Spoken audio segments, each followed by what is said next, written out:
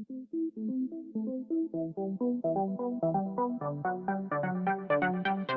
then this Toyota Corolla's cabin fan replace, and now I have take this globe box away, and there is this outer element, product code, and here is this my fans code, and there are 10 those grooves what I have to open.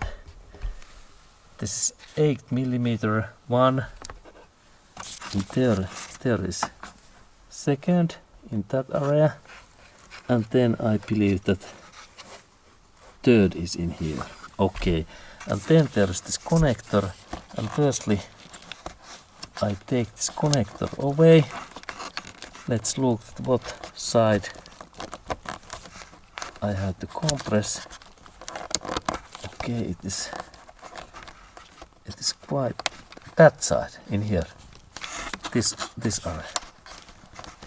And now it opens. Good, now it's easy. Okay, and then I open these screws. First one, second, and third. Third is where I can find it. Where is third one? There is second. Second is in here. Good. It is easy. And then there is second. Second is there, and where is next one? Is next one in here? That one. Okay, it is in there. Good. Okay, so and let's look that when I open these grooves, that what happens then. Okay, and I use really this. Now I have opened 2 of those screws, and I have this Makitas, an 8mm socket, and a little bit longer tension. And then we look that when I open this final one, it is in here. And now I install. And now this fan, it drops down. Yes. And there is then this Toyota's cabin fan. Okay, in here. And there is this final screw.